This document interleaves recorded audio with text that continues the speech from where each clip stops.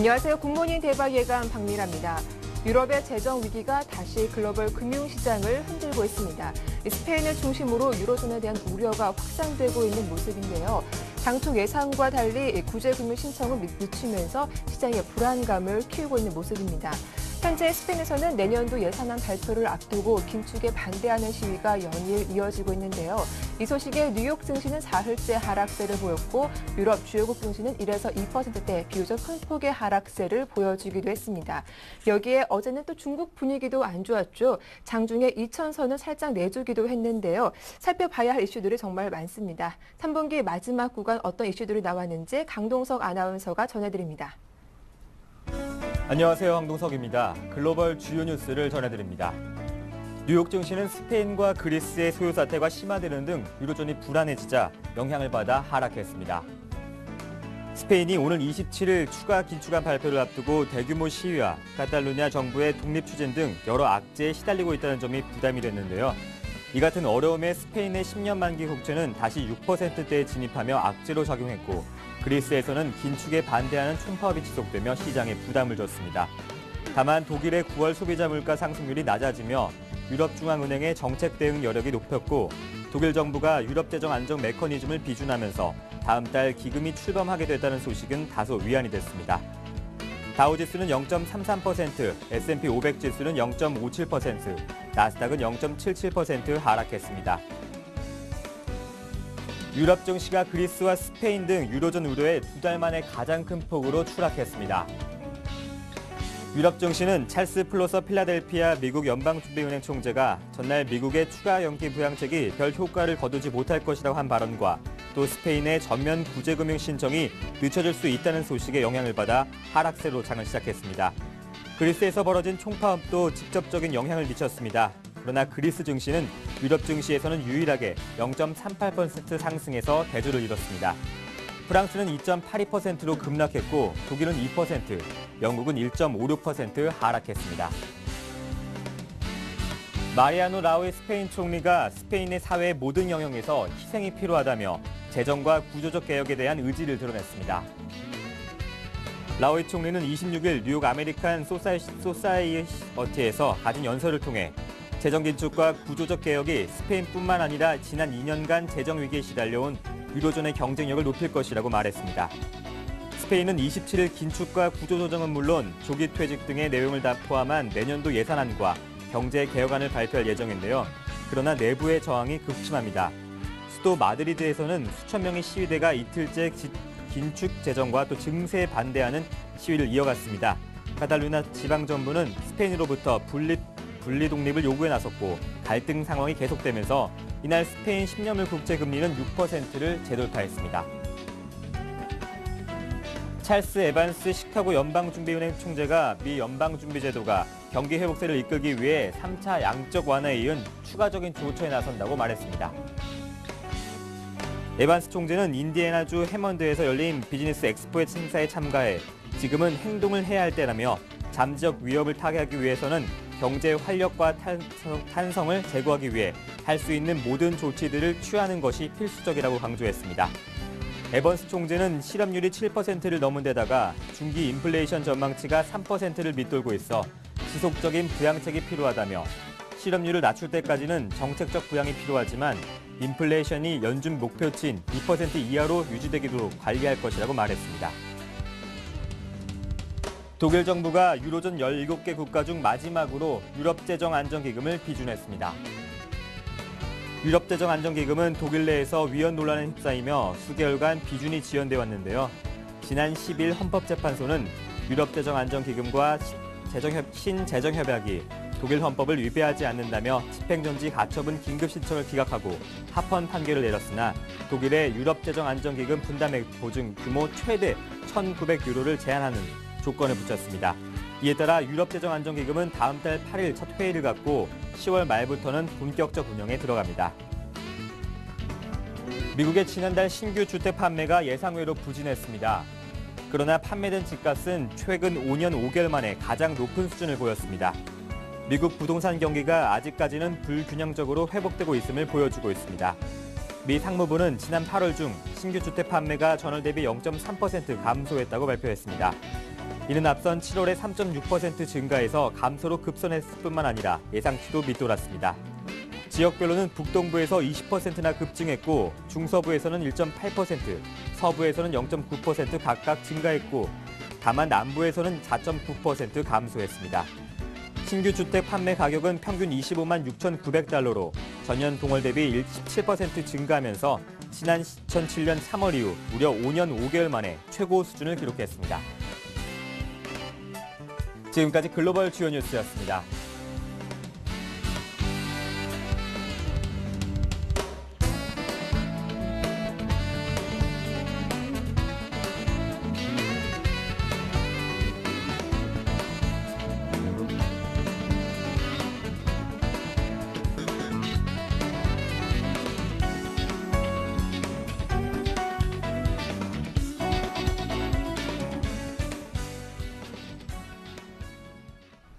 네, 글로벌 핫 이슈 인백스 투자산문의 이현민 본부장과 함께 살펴보겠습니다. 안녕하세요. 네, 안녕하십니까. 예, 유로존의 우려가 재차 고조되고 있는 가운데 이 미국에서 주택 지표가 어떻게 나올지 지켜봤었죠. 예상치는 하회했는데 시장에 미치는 영향은 좀 적었던 것 같습니다. 아무래도 전달 수치가 좀 높았기 때문이겠죠. 그렇습니다. 그리고 어제 또 발표됐던 S&P 케이스 실러 지수의 움직임 이런 부분도 비교적 좋은 추세는 유지가 되고 있다는 점, 이런 점이 뉴욕 증시의 낙폭을 그나마 좀 많이 저지시킨 내용이라고 볼 수가 있겠습니다. 지난주에 저희가 이제 8월 기존 주택 판매와 신규 주택 착공 비교적 호조세로 나왔고요.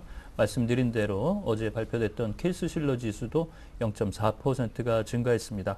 오늘 새벽에 발표된 8월 신규 주택 판매 건수는 7월의 상승 추세에서는 다소 꺾인 흐름이 나타났는데요. 37만 3천 건으로 발표가 됐습니다. 7월 수치보다는 1,000건 정도가 현재 줄었고 예상치는 다소 현재 못 미친 흐름입니다. 그렇지만 평균 주택 매매 가격은 26만 달러까지 올라가면서 전년 대비 두 자리 숫자로 현재 주택 매매가의 상승 추세는 유지되고 있다는 점이 위안을 좀 삼을 수 있는 대목이라고 볼 수가 있겠고요.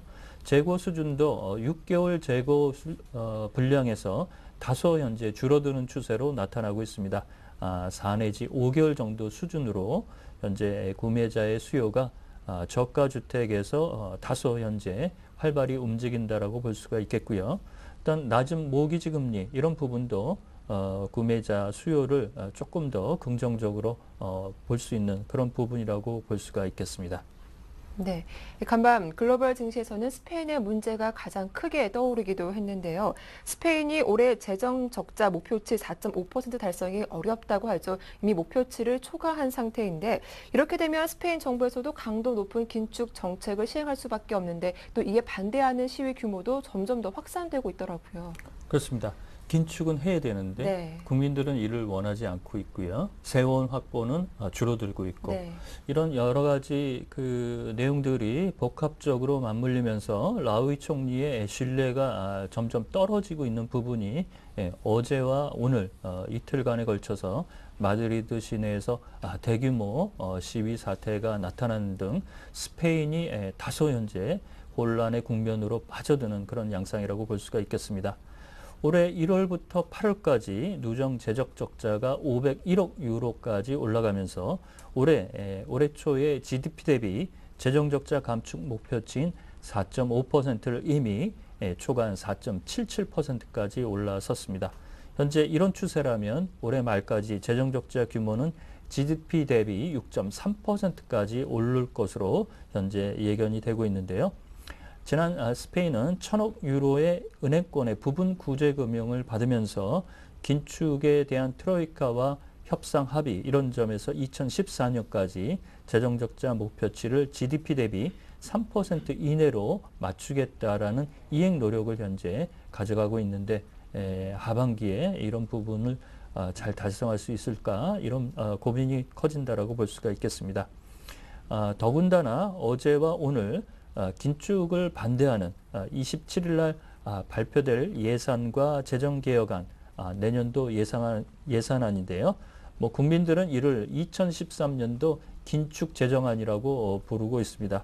역시 긴축을 빼놓으면 현재 얘기할 것이 없다라는 부분인데요. 이렇게 재정 긴축과 스트레스 테스트 여러 내용들을 대기하고 있지만 국민들이 긴축에 적극적으로 현재 반대 의지가 강하다는 측면 이런 점이 고민이라고 볼 수가 있겠습니다. 예, 앞서 드라기 총재가 무제한 국채 매입 의사를 밝히면서 국채 금리가 다소 안정되는 모습을 보여주기도 했는데 간밤 스페인의 10년 만기 국채 수익률이 심리적 지지선 6%를 다시 뛰어넘었다고 하죠. 여기 또 지방 정부 불만도 여전하더라고요. 그렇습니다. 전국이 이제 혼란 추세로 가져가니까 국채 금리도 다소 이제 어려운 국면이 나타나는 것을 보입니다. 저희가 이 방송을 통해서 22의 OMT 프로그램 재정 불량 국가의 국채를 무제한적으로 매입하는 부분이 정작 재정 불량 국가가 이를 외면할 경우 시장 실패에 이를 수 있다라고 얘기를 드렸는데요. 스페인이 강도 높게 현재 버티기 국면을 가져가고 있습니다. 긴축 반대 시위가 계속 연일 나타나고 있고요. 오늘 스페인의 10년 만기 국채 수익률은 장중 6.03%까지 올랐고 종가 수준은 5.98%로 마무리가 됐습니다. 지난 18일 이후 6%대에 다시 들어가는 모습이고요. 또한 라오이 총리는 국채 수익률이 7%에 육박하는 수준이 계속될 경우 구제금융을 전면적으로 실시할 계획이다라는 내용을 밝혀서 현재 라오이 총리의 발언이 오락가락하면서 국민들의 신뢰가 땅에 떨어지고 있는 그런 흐름입니다. 또한 카탈루냐는 현재 조세권과 재정지출권을 중앙정부로부터 독립하겠다라는 모습을 보이면서 오는 11월 25일 지방선거까지도 현재 치를 계획으로 밝히고 있어서 이래저래 라오이 총리의 현재 불편한 심기가 누그러지지 못하는 그런 흐름이라고 볼 수가 있겠습니다. 네, 이어서 중국 쪽 소식도 살펴보겠습니다. 어제 상해지수가 장중 2,000선을 좀 내주기도 했었는데 중국의 민간은행인 흥업은행이 3분기 GDP 성장률을 7.4%로 제시를 했더라고요. 그렇습니다. 중국 내부적인 민간 경제연구소의 수치나 그다음에 민간 시중은행의 수치를 자주 이제 거론을 해드리는데요. 오늘 발표된 내용을 보면 흥업은행, 중국말로는 이제 싱해은행이라고 발표가 되는데요. 시중은행인 중국 정부의 3분기 GDP 경제 성장률 수치를 목표치인 7.5%보다 하락한 7.4%로 제시를 했습니다. 저희가 이제 3분기 경제 성장률 중국의 수치를 오스트레일리아 뉴질랜드 뱅킹그룹 ANG가 먼저 7.5% 이하로 제시됐다는 얘기를 지난달에 말씀을 드렸는데요. S&P도 올해 경제 성장률 수치를 7.5%로 현재 하향한 수치입니다. 현재 싱해은행은 HSBC 구매 관리자 지수의 9월 수치가 별반 현재 나아지는 부분이 없고 다만 미국의 양적 완화를 통해서 위안화 절상이 제한적일 경우에는 수출에 도움은 되겠지만 다소 제조업 경기가 여전히 불투명하다는 부분을 현재 경제 성장률에 돌아서는 이런 부분을 목도하지 어렵다라고 현재 부정적 코멘트를 내놨다라고 볼 수가 있겠습니다. 예, 이 중일 간의 분쟁이 계속 이어지고 있는데 다우다우 분쟁으로 결국 토요타가 중국 수출을 일시 중지하기로 했다고 했죠. 네, 겉으로 나타난 이런 부분은 비용 절감이나 생산성 하락, 수요의 부진 이런 부분을 적극적으로 현재 대응하겠다라는 입장이지만 속내를 보면 최근 중국이 통관 심사를 강화하면서 현재 토요타가 일본산 부품을 일본에서 수입하는 부분이 차질을 빚을 우려가 강해지자 중국의 현지 공장을 가동 중단하고 렉서스를 비롯한 일본에서 선적되는 중국의 수출 물량도 10월 달에 이를 판매하지 않겠다라고 강수를 놓고 있습니다. 이는 중일 갈등과 무역 분쟁으로 인한 불편한 심기를 현재 중국 쪽에 토요타가 먼저 내비치는 것으로 판단을 할 수가 있겠고요. 이렇게 되면 약 7만 8천 대의 월간 생산량이 비는 수준으로 중국에서 나타난다라고 볼 수가 있겠고요. 닛산도 중국의 합작사인 동풍기차와 현지 생산을 중단하기로 했습니다. 이렇게 되면 중국도 이제 타격이 좀 있을 것으로 보이는데요. 중국의 동풍기차는 푸조 시트로엔과 합작과 닛산과 합작을 가지고 있고 BYD 등 중국계 자동차의 움직임도 다소 영향이 있을 것으로 보입니다. 또한 제1야당이 어제 선거가 있었는데요. 아베 신조가 새 총리로 당선이 됐고 네. 노다 총리 이후 자민당이 정권을 갖게 될 경우에는 아베 신조가 극우파 기질을 가지고 있기 때문에 중일 경색은 다소 중일 무역 분쟁 이런 부분에 불협화음으로 지속될 수 있다라는 견해가 일본 현지에서 나오고 있는 상태입니다. 네, 말씀 잘 들었습니다. 글로벌 핫이슈 지금까지 인백스 투자자문의 이현민 본부장과 함께했습니다. 도움 말씀 고맙습니다.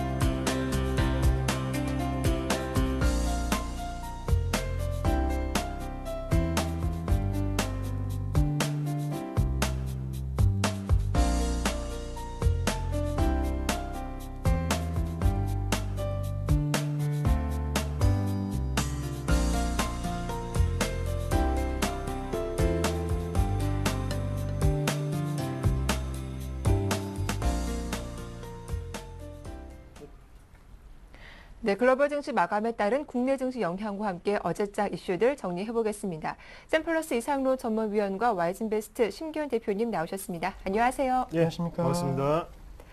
예, 먼저 글로벌 증시 마감 상황부터 정리를 해보겠습니다. 스페인을 중심으로 한 유로존의 우려가 다시 부각되면서 글로벌 증시 다시 발목을 잡고 있는데요. 심기현 대표님, 먼저 뉴욕 증시와 유럽 증시 마감 상황부터 살펴봐 주세요. 네, 우선 글로벌 증시 전반적으로 좀 하락폭이 컸다라고 정리해 드릴 수가 있겠고, 뉴욕 증시 역시나 하락세로 마감을 하는 모습 보였습니다. 스페인과 그리스 그리고 주택 관련 경제 지표가 상당히 좀 부진한 모습 보이면서 투자 심리가 상당히 좀 악화되는 모습 보였는데, 다우지수는 전 거래일 대비해서 44.04포인트, 0.33% 하락 흐름 보였습니다. 13,413.51에서 마감하는 모습 보였고, S&P 500 지수 같은 경우에는 8.27포인트, 0.57% 역시나 하락한 1,433.32에서 거래를 마쳤습니다. 나스닥 지수 같은 경우에는 낙폭이 가장 큰 폭으로 나타났었는데 0.7%대 하락 흐름 보이면서 3,093.70을 나타냈습니다. 이날 투자자들의 불안한 심리를 반영하듯이 역시나 시카고 옵션 거래소의 변동성 지수가 17부분까지 올라가는 모습 보이면서 다시 한번 시장에 있어서 변동성 확대 우려감이 커졌고, 스페인에 있어서 구제금융과 관련된 불안시성이 높아졌다는 거 역시나 투자 심리에 악영향을 미쳤습니다. 이와 같은 역시나 같은 재료로 인해 갖고 유럽 증시도 하락세로 마감을 하였는데, 스톡스 유로 600 지수 같은 경우에는 전 거래일 대비해서 1.8%대 하락 흐름 보였습니다. 270.72에서 마감을 하였고, 주요국 증시, 영국 증시 같은 경우에는 1.5%대 하락, 그리고 프랑스는 2.8%대 급락세 보였습니다. 독일 마찬가지로 2% 하락 흐름 보이면서 전반적으로 그동안 뉴욕 증시와 유럽 증시 상승 랠리가 약간은 마감이 되고, 조정 양상 속에서 투자 심리가 다시 한번 조금은 악화되고 있다는 점 염두하자라고 정리해 드릴 수가 있겠습니다. 네, 이렇게 전반적인 흐름 살펴봤습니다. 코스피 지수가 2,000선을 지지할 때는 사실상 시장의 힘이 상당히 강한 것 같았는데, 이제 다시 유로존의 위기가 부각되니까 투자 심리가 또다시 위축되는 모습을 보여주는 것 같습니다. 이상로 전문위원님, 오늘 국내 증시 수급은 어떻게 전망하시는지요? 네, 일단 가장 큰 지금 부정적인 영향이 좀 큰 거는요. 네. 일단 스페인의 영향을 좀 들 수가 있겠습니다. 일단은 스페인 같은 경우에는 정부에서는 긴축 정책을 펴려고 하지만요. 지금 국민들의 반대에 부딪히고 있죠. 그만큼 지금은 단합이 안 되고 있다 좀 말씀을 드릴 수 있겠고요. 이런 위기감 자체가 지금 독일이라든지 영국 그리고 심지어서 글로벌적으로 다 영향을 받고 있다. 그렇게 말씀을 드릴 수가 있겠고 또 다른 뭐 출구 방법을 조금 생각을 해봐야 될 시기라고 생각을 합니다. 거기서 한번 보시면 일단은 좀 이렇게 시장이 악화될수록 조금 중국에 대해서 약간의 기대감을 좀 가질 수가 있겠는데요. 하지만 중국 같은 경우에도 어제 상하이 지수 같은 경우에 2000선이 뭐 한때는 좀 붕괴되는 그런 움직임이 있었습니다. 그만큼 지금 글로벌적으로 지금 다시 추가적인 상승을 이끌 원동력 자체가 조금씩 줄어든다. 그렇게 좀 보시면 좋겠고요. 거기에 대해서 미국은 최선을 다하고 있다. 하지만 글로벌 증시를 이끌기에는 약간 역부족이지 않나 그렇게 좀 보시는 시각이 좀 좋습니다. 그래서 일단은 이번 주 지금 추석 전까지 지금 오늘하고 내일 2거래일이 남았는데요. 지금 약간 보수적 방법으로 조금 접근을 하시면 좋겠다고 좀 말씀을 드리겠습니다. 그만큼 지금 자체는 어느 정도 불확실성을 좀 안고 가는 시즌이기 때문에 지금은 어느 정도 하방을 조금 보시고 난 다음에 지지를 조금 확인하시는 방법이 좀 좋을 것 같습니다. 그래서 글로벌 증시 자체가 지금은 10월 달에는 뭐 어느 정도는 긍정적으로 어느 정도 계속적으로 전망을 하고 있지만 그런 부분 자체가 지금 불확실성이 분명히 끼어 있는 부분이 있죠. 그렇기 때문에 10월 달에 투자를 하셔도 무방하다 말씀을 드리고 싶고요. 그래서 지금 같은 경우에 뭐 지수상으로 한번 같이 차트적으로 한번 해석을 한번 해본다면요. 일단은 눈에 말씀을 드렸지만 앞에 있던 갭 자체가 지금 조금 커 보입니다. 이 갭 자체를 어느 정도는 지금 메꾸는 그런 작업이 조금 진행되고 있다고 보시는 게 좋겠고요. 그래서 지금은 지지점이 지금 상태로는 좀 보이지 않는다 말씀을 드릴 수 있겠고 지금 다시금 치고 올라가더라도 크게 치고 올라가기 조금 힘든 자리다. 그렇게 좀 말씀을 드리겠습니다. 다만 제 관점으로 조금 장점으로 좀 생각을 하셔야 되는 거는 어제 거래량이 좀 많이 나왔죠. 그만큼 손바뀜 자체가 좀 일어난 부분이 있기 때문에요. 그런 부분을 조금 생각을 하시고 대신에 시간이 지나서 뭐 내일이라든지 이평선 자체가 좀 어느 정도 좀 올라온다면 그때는 좀 반등의 시도를 좀 보셔야 된다 말씀을 드리겠고요. 그래서 지금은 다시 신규적인 종목을 편입하기에는 조금 힘든 시기다 말씀드리겠습니다. 코스닥 개별주가 아무리 잘 가게 보이더라도요. 지금 대부분 다 고가를 치고 가고 있습니다. 거기에서 우리가 거기에 비중을 좀 더 실른다는 것은 조금의 리스크를 안고 가는 행위죠. 그렇기 때문에 보수적으로 좀 접근하자고 다시 한번 말씀을 좀 드리겠습니다. 예, 남은 이 거래일은 조금 쉬어가자라는 말씀도 해주셨습니다. 뭐 어제 국내 증시 중국 쪽 영향도 무시할 수 없었고 또 투신권의 매물도 부담스러운 상황이었는데요. 심경 대표님 어제장 분위기 다시 한번 살펴볼까요? 네, 우선 양시장 모두 하락세로 마감을 하였습니다. 코스피 같은 경우에는 0.5%대 하락세 보였고 코스닥 같은 경우에는 0.4%대 역시나 하락 흐름 보였습니다. 물론 코스피 같은 경우에는 장 초반 하락폭보다는 조금 만회되는 모습 보였지만은 불안한 투자 심리는 계속적으로 이어졌다라고 정리해 드릴 수가 있겠고 개인과 기관의 매매 패턴이 상당히 좀 엇갈린 양상 속에서 마감을 했습니다. 개인 1,400억 매수세 보였지만은 기관 같은 경우는 1,700억 매도, 그 중에서 기관이라든가 국가 지자체 그리고 투신권 대부분 좀 팔자세를 보였고 연기금만이 홀로 조금은 시장을 좀 지탱해주는 모습 보였습니다.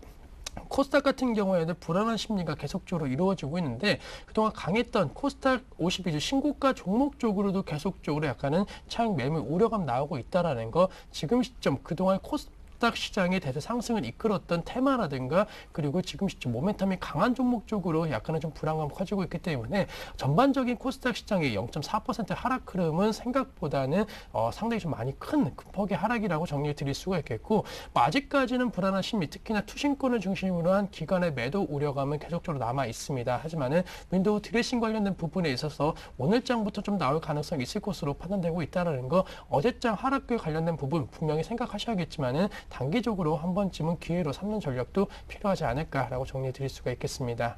예, 이어서 업종별 흐름도 살펴볼 텐데 대부분 업종에 파란불이 들어왔습니다. 하지만 전기가스업은 이틀 연속 또 강세를 이어가고 있던데 자세한 흐름 살펴볼까요? 네, 우선은 뭐 말씀해 드렸던 대로 의료 정밀과 전기가스 업종 그리고 섬유 의복, 의약품 전반적으로 경기 방어 성격이 짙은 업종 쪽으로 상승 탄력도가 나왔습니다. 반면에 화학과 철강, 금속 그리고 건설과 증권업종 같은 경우에는 1% 넘는 큰 폭의 하락 흐름 보였는데 전반적으로 지금 시점 전기가스 업종 업종에 대한 관심도가 많이 높아지고 있습니다. 성장성과 그리고 안정성이 겸비된 한국가스공사라든가 한국전력 같은 종목 쪽으로 투자 심리가 빠르게 현재 회복하고 있다라고 정리해 드릴 수가 있겠고, 건설업종 같은 경우에는 극동건설 관련된 부분에 있어서 전반적으로 지금 업황 자체적인 분위기가 안 좋아지고 있습니다. 또한 화학업종 역시나 중국과 관련된 부분에 있어서의 우려감이 조금 나오고 있기 때문에 경기 민간업종 쪽으로는 지금 투자 심리가 상당히 좀 불안해지고 있다라고 정리해 드릴 수가 있겠고, 시총 상위 종목군들의 흐름 역시나 그러한 모습 속에서 마감하는 모습 보였습니다.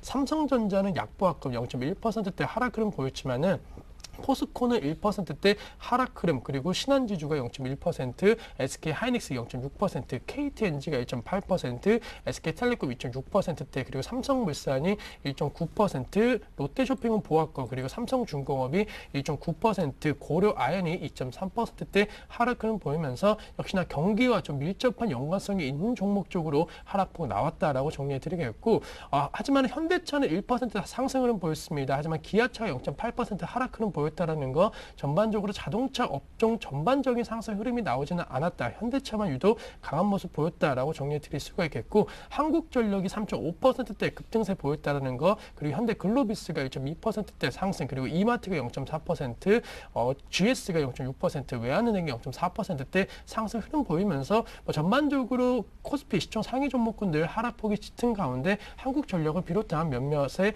유통 관련된 그런 종목 위주로 약간은 좀 상승했다라고 정리해 드릴 수가 있겠습니다.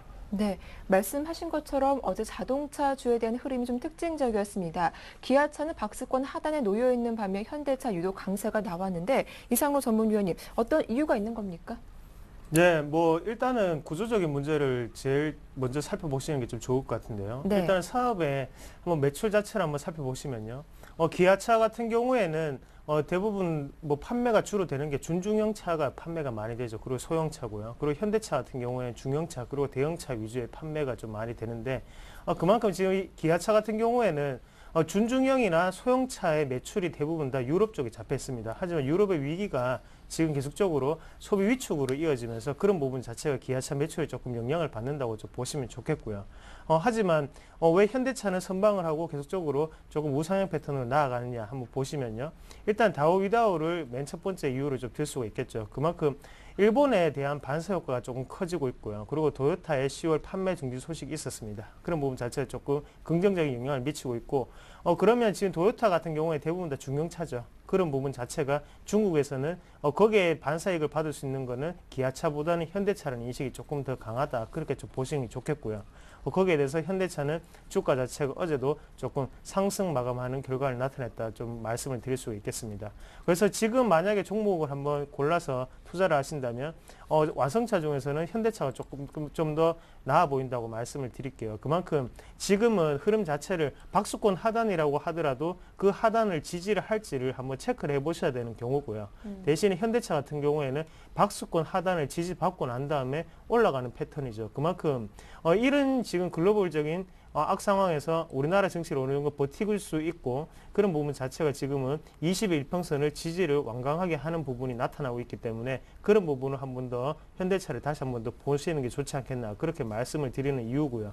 그래서 지금은 기아차보다는 현대차다, 그렇게 좀 정리를 해드리겠습니다. 그리고 한 가지 종목을 좀 더 말씀을 드리면요. 어제 시장에 가장 큰 이슈가 됐는 게 웅진그룹인데요. 네. 거기에 대해서 일단은 안에 내용을 한번 보시면 극동건설이라든지 그런 부분, 그리고 웅진홀딩스 같은 경우에 1차 법정관리 소식이 듣겼습니다. 그러면서 웅진그룹주 자체가 대부분 다 뭐 12% 이상으로 떨어지는 그런 급락을 조금 나타냈는데요. 일단은 예상됐던 결과라고 먼저 좀 말씀을 드리겠습니다. 그래서 웅진그룹주 같은 경우에는 재무구조가 불안하다, 그렇게 여러 번 말씀을 드렸죠. 그래서 서울경제TV를 보고 계셨던 분들은 다들 아실 거라고 믿고요. 그러면 여기에서 우리가 한번 보셔야 되는 거는 웅진코웨이 같은 경우에는 주가의 방향 자체가 상당히 긍정적으로 좀 나타나고 있었거든요. 그런데 이제 웅진코웨이를 혹시나 보유를 하고 계신 분들이 어떻게 대응을 하느냐, 그게 가장 중요하겠죠. 그런 부분을 한번 보시면, 일단은 웅진그룹에서 계속적으로 웅진코웨이라든지 웅진싱크빅 자체를 못 파는, 매각을 하지 못하는 이유가, 이거 두 개의 기업을 만약에 매각을 하게 되면 웅진그룹주 같은 경우에는 더 이상의 매출을 많이 낼 수 있는 공간이 없습니다. 그만큼 웅진 코웨이 그리고 웅진 시크빅이 두 개가 알짜 기업이라고 하면 다른 나머지 같은 경우에는 영업이익 자체가 그렇게 그다지 많이 안 나고 있고요. 기업에 대해서 평균 이상의 평균 이하의 어느 정도 실적을 내고 있다. 그렇게 보시면 좋겠고, 그래서 웅진그룹 안에서도 이 두 가지 알짜 기업을 매각을 못하게 되는 거고요. 그런 부분 자체가 약간의 일부적인 지분 매각을 통해서 약간의 구조적인 부분을, 그래서 재무 건전성을 조금 회복하겠다. 그렇게 좀 보이는데요. 그만큼 지금 불확실성이 가장 크게 존재하는 게 웅진그룹주가 아닌가, 그렇게 좀 말씀을 드릴 수 있겠고, 웅진싱크빅 같은 경우에는 접근하시면 힘들겠죠. 왜냐하면 안에 일단은 웅진그룹의 회장의 부인이죠. 이름이 갑자기 생각이 안 나는데 그분 같은 경우에도 주식을 먼저 어느 정도 처분을 했습니다. 그런 부분 자체는, 그런 부분은 뭐 현금화를 좀 하면서 그룹의 재무 개선을 좀 노리겠다. 그런 부분 보이고요. 그런 부분 자체가 웅진싱크빅 같은 경우에 좀 접근하시기 좀 힘들다 말씀을 드리겠고, 일단은 기업 그룹 자체가 법정관리 소식이 들어갔다는 것은 그만큼 아무리 웅진코웨이가 알짜 기업이라고 하더라도 당연히 영향을 받을 수밖에 없습니다. 네. 그렇기 때문에 일단은 좀 정리를 하시고 나오는 방법을 선택을 하시자, 그렇게 조금 말씀을 드리겠습니다. 예, 이어서 코스닥 업종별 흐름도 살펴볼 텐데요. 심기현 대표님, 어제 코스닥 지수 역시 이틀 연속 하락세가 나왔는데 그나마 선방했던 업종은 어느 쪽인가요? 네, 우선은 출판 매체 복제와 그리고 금융 오락 문화 업종 약간은 좀 액터 관련주들의 상승폭이 다시 한번 좀 나타나면서 관련 업종의 상승세도 좀 이끌어주는 모습을 보였습니다. 반면에 비금속과 화학 그리고 음식료 담배 업종 같은 경우에는 각각 하락 흐름 보이면서 전반적으로 코스닥 업종별 흐름 약간 하락폭이 짙은 상황 속에서 엇갈린 혼조 양상 보였다라고 정리해 드릴 수가 있겠고, 코스닥 중 사기 종목군들의 흐름은 어느 정도는 좀 하락폭이 짙었습니다. 하지만은 상승한 종목군도 눈에 띄는데, 먼저 SM이 2.3%대 상승세로 마감하는 모습 보였고, 시젠 같은 경우는 6.1%, 그리고 YG 엔터테인먼트가 2.4%대 상승, 그리고 성광밴드, 태광 같은 종목군이 각각 2%대 상승 흐름으로 마감하는 모습 보였습니다. 하지만 대장주 셀트리온은 1.7% 하락, 그리고 그동안 상대적으로 강세 흐름 보였던 파라다이스는 어제장에서 하락 흐름 보이면서 0.8%대 하락세 보였고, 서울 반도체도 1.8% 하락, 포스코 ICT 0.8%대 하락, 그리고 위메이드가 2.8%, 안넷 같은 경우에도 2%대 하락 흐름으로 마감하는 모습 보였습니다. 그 밖에 덕산 하이메탈이 2.6%, 그리고 파트론이 3%대 하락 흐름 보이면서 전반적으로 IT 부품 관련 업종도 약간의 좀 하락폭 나왔다라는 거, 그리고 메가스터디 같은 종목군들도 0.4% 하락 흐름 보이면서 그동안 정책 기대가 컸던 만큼 약간은 좀 쉬어가는 모습도 보였다라는 점 특징적이었다라고 정리해 드릴 수가 있겠습니다. 네, 어제도 이렇게 투자 심리는 그렇게 좋지가 못했었는데 상한가를 기록한 종목은 코스피보다 코스닥 쪽에서 더 많이 나왔더라고요. 이상로 전문위원이 어떤 종목부터 한번 살펴볼까요? 네, 일단 뭐 사메스라는 기업을 좀 말씀을 드리겠습니다. 그래서 뭐 정확한 명칭은 사메스 코리아죠. 네. 그 부분 한번 보시면 일단은 뭐 사메스 같은 경우에 한번 반도체 웨이퍼에 대한 그런 거 박스를 만드는 회사인데요. 쉽게 말씀을 드리면요. 그래서 뭐 반도체를 뭐 이렇게 운반할 때 쓰이는 박스를 만드는 회사입니다. 그 기술 자체가 일단은 외국 쪽에서 다 하고 있는 거고요. 거기에 대해서 사메스 같은 경우에 이슈가 됐던 게 그런 부분 자체를 자체 개발해내서 하이닉스하고 삼성전자에 납품을 하겠다. 그런 뉴스가 많았었죠. 그게 몇 년 전이냐? 2년 전이었습니다. 제가 사메스 같은 경우에 1,600원에 예전에 2년 전에 샀던 기억이 나는데요. 그만큼 최고가가 29,000원까지 올라가고 난 다음에 지금은 7,490원이죠. 일단은 제가 샀을 때 가장 큰 이슈가 됐던 게 흑자 전환을 했다는 소식이었습니다. 그러고 난 다음에 저는 만약에 제가 뭐 3만 원까지 들고 있었냐, 그건 아니었죠. 저도 1,900원에 팔았습니다. 그러고 난 다음에 상당히 땅을 치면서 후회를 했었는데요. 네. 근데 지금 제가 왜 이 말씀을 드리냐면 그만큼 지금 고평가가 되어 있는 구간이다 말씀을 드리겠습니다. 일단은 어제 상한가를 가긴 갔죠. 하지만 지금은 실질적인 부분을 보시더라도 일단은 지금 영업이익이 지금 적자로 다시 돌아섰습니다. 그리고 반도체판이 상당히 안 좋죠. 그리고 아직까지 사메스가 기대했던 것처럼 그렇게 사메스에 대한 뭐 납품 자체가 그렇게 커지지 않는 상황이고요. 그런 부분 자체는 계속적으로 돈을 필요로 하고 있고 투자는 많이 하는데 그게 실적으로 연관되지 않는다. 아직까지 고평가가 되어 있다. 그렇게 보시면 지금 아무리 뭐 어제 상한가를 갔더라도 지금은 접근하시기는 힘든 구간이 아닌가. 그래서 단기적인 이익을 추구하시다 보면 기업의 평가 자체를 제대로 못 보실 수가 있습니다. 그런 부분 자체를 좀 더 보시는 게 좀 좋지 않겠나. 그렇게 말씀을 드리겠고요. 그만큼 3S 같은 경우에는 잘 해먹는 사람들이죠. 잘 해먹는 표현이 좀 그런데 그만큼 주가를 뻥튀기를 좀 잘하는 사람들이다. 그렇게 좀 네. 표현을 하겠습니다. 그래서 우리가 개인 투자자분들은 절대 접근하시지 말자. 그렇게 좀 말씀을 드리겠고요. 한 가지 더 말씀을 드린다면 조이맥스를 조금 말씀을 드리고 싶은데요. 조이맥스 같은 경우에 어제 신고가를 갔습니다. 신고가를 갔는 이유를 보시면 카카오톡 게임이 요즘 이슈가 되고 있습니다. 그래서 애니팡이라는 게임이 이슈가 되고 있었는데요. 거기에 대해서 조이맥스 같은 경우에도 게임을 한 개를 또 개발해서 했습니다. 그래서 게임 이름이 갑자기 또 생각이 안 나는 캔디팡이죠. 캔디팡. 이제 네. 캔디로 하는 그런 이제 퍼즐 게임인데요. 예. 위메이드의 뭐 자회사인데 조이맥스 같은 경우에 그런 부분 자체가 이슈가 되고 있다고 말씀을 드릴 수 있겠고요. 지금 카카오톡 서비스가 일단 이슈가 되고 있고, 그리고 지금 시장은 호재가 잘 없습니다. 그런 부분 자체를 보시면 조이맥스 같은 경우에는 몇 번 더 다시 추가적인 상승이 가능하지 않겠나, 그렇게 좀 조심스럽게 좀 말씀을 드리고 싶습니다. 그래서 뭐 단기적인 테마주를 좀 노리시는 분들한테는 유익한 정보가 될 거라고 확신하고 말씀을 좀 드리겠습니다. 네, 먼저 좀 조이맥스는 긍정적으로 바라봐도 괜찮겠다라고 하셨지만 3S는 상한가를 기록했지만 거리를 좀 두자라는 말씀을 해주셨습니다. 이어서 매매 동향도 살펴볼 텐데요. 신경 대표님, 코스피 쪽 분위기 어떻습니까? 네, 우선 외국인 삼성전자, 현대차에 대해서 강한 매수세 보였습니다. 그 밖에 신한지주, LG디스플레이, 삼성 엔지니어링에 대해서 매수세 보였고, 기관 같은 경우에는 현대차, 한국전력, 오리온, 삼성화재, 현대모비스에 대해서 매수세, 반면에 외국인은 NHN과 오리엔, 금호석유, 그리고 현대모비스에 대해서 매도세, 기관 같은 경우는 기아차, 삼성물산, 삼성전자에 대해서 매도세 보이면서 자동차 업종에 대해서 외국인과 기관 시각이 좀 달랐다는 점 특징적이었다라고 정리해 드리겠습니다. 네, 이렇게 코스피 살펴봤고요. 또 빠르게 코스닥 분위기도 확인해 보겠습니다. 코스닥 분위기 매매 동향 어땠습니까? 네, 뭐 매수 종목만 말씀을 좀 드리겠습니다. 외국인 네. 매수 종목 보시면 CJ홈쇼핑, 메디톡스, 다음 같은 종목군 매수를 많이 했고요. 그리고 기관 같은 경우에 YG 엔터테인먼트, 파라다이스, CJ 같은 종목군은 많이 매수를 했는데, YG 엔터테인먼트 다시 한 번 더 말씀을 드리겠습니다. 일단 네. 기관의 매수세가 분명히 들어왔죠. 하지만 말씀을 드렸다시피 기관이 1조를 돌파를 만들고 난 다음에 우리는 들어가면 됩니다. 지금은 위험 구간이다. 다시 한 번 더 확실하게 좀 말씀을 드리겠습니다. 네, 말씀 잘 들었습니다. 지금까지 샘플러스 이상로 전문위원과 와이즈인베스트 심결 대표와 함께했습니다. 두 분 모두 수고 많으셨습니다. 네, 고맙습니다.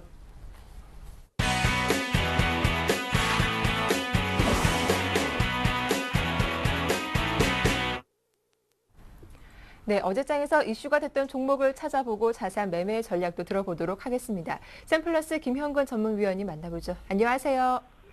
네, 안녕하세요. 예, 먼저 살펴볼 종목은 어떤 종목입니까? 예, 살펴볼 종목은 3분기 실적 기대감에 강세를 보여준, 전일 시장에서도 좀 강세를 보여준 녹십자라는 종목을 점검해 보도록 하겠습니다. 네. 동사 같은 경우 이제 수출이라든가 백신 부문 성장으로 3분기 매출액 같은 경우가 전년 대비해서 한 10% 가까이 증가 예상이 되고 있고, 영업이익 같은 경우도 11% 이상 증가 예상이 되고 있습니다. 기대치를 좀 상회하는 그러한 부분이고요. 이러한 부분을 보자면 계절성 그 독감 백신 성수기라고 봐야 되겠죠. 겨울이 다가오면서 그러한 매출이 좀 발생이 되고 있고요. 중국의 알부민이라든가 동남아의 수두 백신, 남미의 면역 글로불린, 이러한 혈액 제제가 수출이 확대가 되고 있는 상황입니다. 현재 지금 가장 비중이 큰 혈액 제제가 전년 대비해서도 계속해서 이러한 안정적인 성장세를 보여주는 부분, 앞으로 이러한 부분도 4분기에도 지속이 되리라고 보고 있습니다. 실적적인 부분도 3분기에 이어서 4분기에도 더 좋아지는 이러한 기업이라고 판단을 하고요.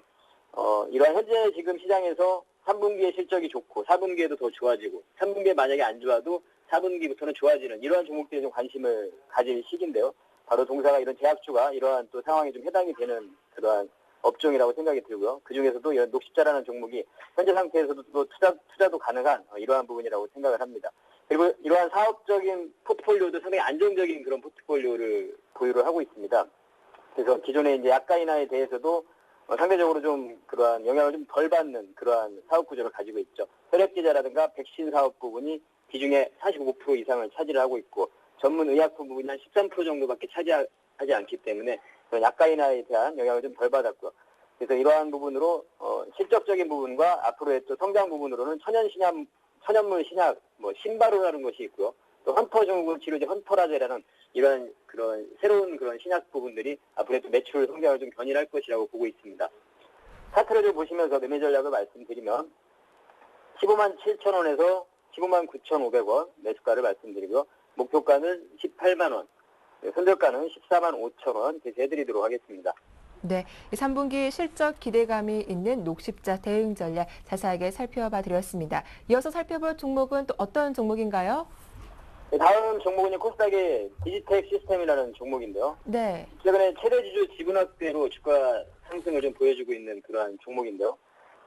일전에 이제 7월 달이었죠. 7월 달에 좀 유상증자설이 좀 나오면서 주가가 좀 급락을 했습니다. 그러면서 담보권자, 주식을 담보로 가지고 있는 그런 채권자들이겠죠. 그러한 담보권자들이 반대 매매를 하면서 주식 이런 부분을 처분을 좀 하면서 주가가 더 추가적인 급락을 맞게 됐죠. 그래서 7월 달에 7월 후에 이제 저점을 형성하고 서서히 좀 만만하게 회복이 되고 있는 그러한 구간인데요. 이러한 부분들이 이제 사실 유상증자에 대한 부분도 조금 아직까지는 좀 근거가 없는 그러한 얘기로 좀 판단이 들고 있고요. 그리고 최대 주주였던 GY테크 이 부분에 이제 담보로서의 어떤 그 반대 매매가 나오게 된 그러한 배경을 좀 보자면 GY테크가 동사를 좀 인수하는 과정에서 GY테크가 비상장사로서 좀 규모가 더 작은 기업입니다. 자산이 한 100억 원 정도, 매출이 한 50억 원 정도 나오는 그런 기업인데 이런 디지텍 시스템을 자산이 한 1,800억 원 이상인 이러한 큰 규모의 더 큰 규모의 기업을 인수하면서 차입금을 조달하기 위해서 이런 투자법인 등을 상대로 해서 110억 원 규모의 그러한 그 담보로 제공을 하게 된 거죠. 자금 조달하기 위해서. 그래서 이러한 부분들이 유상증자에 대한 루머가 좀 나오면서 반대매매가 주가가 하락하면서 반대매매가 나오게 됐다는 거죠. 근데 이러한 부분들이 이제 회사의 어떤 사업적인 부분을 보자면 상당히 안정적이고 실적적인 부분도 상당히 계속해서 증가가 되고 있는 그런 기업이죠. 스마트폰이나 태블릿 PC용의 TSP, 그 터치 스크린 패널을 만드는 그러한 기업인데요. 이러한 물량이 계속 증가가 되고 있고 RTO 필름 쪽에서도 계속 실질적인 매출이 발생이 되고 있고 실적적인 부분이나 이런 부분이 좋음에도 불구하고 이러한 지분 관계에 의해서 주가가 좀 하락했던 부분인데요. 최근에 다시 그 GY테크에서 지분을 다시 매수를 하면서 지분을 늘려가고 있는 부분이죠. 이러한 부분은 주가의 안정화를 또 시키고자 하는 그런 의지도 좀 보여주고 있는 것이고요.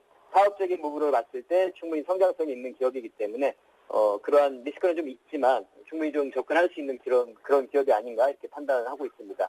그리고 이제 터치스크린 패널 쪽에서도 기존의 저항막 방식에서 아이폰이 나오면서 정전 용량 방식으로 다 전환이 되고 있는 추세죠. 이쪽으로 전환이 됐는데요.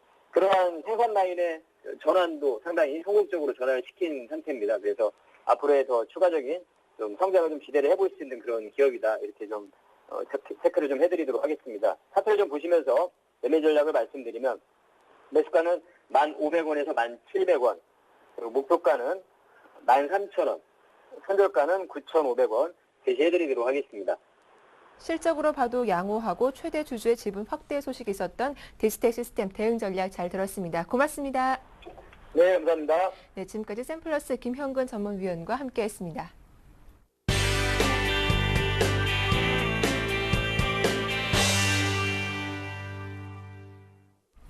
네, 이슈앤 이슈 시작하겠습니다. 오늘 순서는 서울경제신문 이혜진 기자와 함께하겠습니다. 네, 이혜진 기자 안녕하세요. 네, 안녕하세요. 예, 가계부채가 우리 경제에 큰 부담이 되고 있는 상태입니다. 그나마 가계대출 금리는 하락 추세인데 얼마나 떨어진 건가요? 예, 지난달 시중은행의 가계대출 평균 금리가 사상 최저치를 기록했습니다. 네. 한국은행에 따르면 8월 예금은행의 신규 취급액 기준 가계대출 금리는 연 4.9%로 지난달보다 0.3%포인트 떨어졌습니다. 이는 관련 통계가 존재하는 1996년 이후 가장 낮은 수치입니다. 기업대출 금리는 전월보다 0.17%포인트 떨어진 5.36%였습니다. 7월 기준금리 인하 효과로 시장금리가 하락하면서 대출금리가 떨어진 것으로 풀이됩니다. 전문가들은 향후 한국은행이 기준금리를 추가로 내리면 가계대출 금리를 포함한 시중금리가 더 내려갈 가능성이 높다고 전망하고 있습니다. 이 시중금리 인하로 대출금리가 내려가면 동전의 양면처럼 예금금리도 동시에 낮아질 수밖에 없는 상황인데요. 예금은행에 돈을 넣으면 금리는 어느 정도 받을 수 있는 겁니까? 예, 예금금리도 동반 하락했는데요. 네. 예금은행의 신규 취급액 기준 수신금리는 연 3.19%로 전월보다 0.24%포인트 떨어졌습니다. 그나마 금리를 높게 해주던 상호저축은행도 예금금리가 평균 4.06%, 신용협동조합은 4.09%에 불과했습니다. 저금리 때문에 대출 이자가 낮아진 것은 다행이지만 예금 이자도 떨어져서 목돈 골릴 곳을 더 찾기가 어려워졌습니다. 네. 어제 장중에 웅진그룹 계열사인 극동건설의 1차 부도 소식이 전해지면서 관련 주가가 급락했었는데 결국 어제 오후 극동건설과 웅진홀딩스 모두 법정 관리를 신청했더군요. 예, 그렇습니다. 유동성 위기를 극복하지 못하고 극동건설과 웅진홀딩스 모두 법정 관리를 신청했습니다. 극동건설은 엊그제인 25일 만기 도래한 어음 150억 원을 결제하지 못해서 1차 부도를 낸 상황이었는데요. 어제 오후까지 주채권은행인 신한은행과 만기 연장 협상을 벌였으나 실패했습니다. 극동건설은 지난해 6천억 원의 매출을 올렸지만 영업이익과 당기순이익 모두 2천억 원가량 마이너스를 기록했고요. 올해도 영업이익은 마이너스를 못 벗어난 상황이었습니다. 네. 자, 그렇다면 웅진홀딩스는 왜 동반으로 법정 관리를 신청한 것인지 그 이유에 대해서 분석을 해주시죠. 예, 웅진홀딩스는 극동건설 지분 89.5%를 보유하고 있는 최대 주주로 극동건설에 1조 원이 넘는 연대보증을 지고 있습니다. 극동건설이 끝내 부도를 내면 웅진홀딩스가 대신 차입금을 갚아야 하기 때문에 웅진그룹 전체로 위기가 확산될 수도 있는 상황입니다. 때문에 웅진홀딩스 역시 곧바로 법정 관리를 신청했습니다. 웅진홀딩스는 올해 들어서만 4차례 걸쳐 극동건설에 2천억 원이 넘는 단기 차입금을 제공하기도 했습니다. 웅진홀딩스 관계자는 우량 자산을 매각하고 철저한 비용 절감을 통해 회생에 최선을 다하겠다 이렇게 밝혔습니다. 네, 이 큰 인기를 끌었던 갤럭시 노트의 후속작인 노트2가 국내에서 처음으로 출시돼 관심을 모으고 있는데요. 우선 어떤 점이 달라진 겁니까? 예, 어제 삼성전자는 국내 이동통신 3사를 통해서 국내에서 처음으로 갤럭시 노트2를 판매하기 시작했습니다. 갤럭시 노트2는 전작보다 화면 크기가 커져서 5.5인치가 됐고요. S펜 활용도를 높인 것이 특징입니다. 화면을 둘로 나눠서 동영상과 인터넷 등 다양한 기능을 함께 실행할 수 있는 멀티 윈도우 기능도 처음 탑재됐습니다. 네, 이렇게 사양은 더 좋아졌는데 가격은 얼마입니까? 예, 가격이 좀 셉니다. 32GB 제품은 109만 9천 원, 64GB 제품은 115만 5천 원입니다. 스마트폰 가격이 심리적 마진 우선인 100만 원을 넘겨서 책정됐습니다. 갤럭시 노트와 갤럭시 S, LG전자 옵티머스 G 등이 모두 99만 9천 원으로 가격을 책정했었습니다. 이에 대해서 삼성전자는 제품이 커지고 새로운 기능이 탑재돼서 가격이 높게 책정됐다 이렇게 설명했습니다. 특히 경쟁 제품의 아이폰 5가 80만 원대의 가격이 책정될 것으로 예상되고 있어 과감한 가격 책정이라고 볼 수 있는데요. 그만큼 판매에 자신이 있기 때문이라고 보입니다. 갤럭시 노트는 세계 시장에서 1천만 대 이상 팔렸는데요. 갤럭시 노트2는 이 2배인 2천만 대가 팔릴 것으로 예상됩니다. 네, 이 갤럭시 노트2와 또 조만간 나올 아이폰 5까지 합치면 올 가을 이 스마트폰 판매 전쟁은 치열하겠네요. 네, 그렇습니다. 다음 달 아이폰 5 출시가 예고된 가운데 삼성전자 갤럭시 노트, LG전자 옵티머스 G, 그리고 펜테글 베가 R3까지 최근 잇따라 공개됐습니다. 아이폰이 나오기 전에 시장을 선점하자는 취지에서 서둘러 업체들이 신작을 내놨는데요. 모두 뛰어난 화질, 빠른 속도, 배터리 성능을 강화한 것이 특징입니다. 올가을 스마트폰 전쟁에서 최후 승자는 누가 될지 주목됩니다. 네, 지금까지 서울경제신문 이혜진 기자와 함께했습니다. 도움 말씀 고맙습니다. 예, 감사합니다. 예, 굿모닝 대박 예감 1부 순서는 여기서 마치겠습니다. 저희는 잠시 후 2부로 다시 인사드릴게요. 고맙습니다.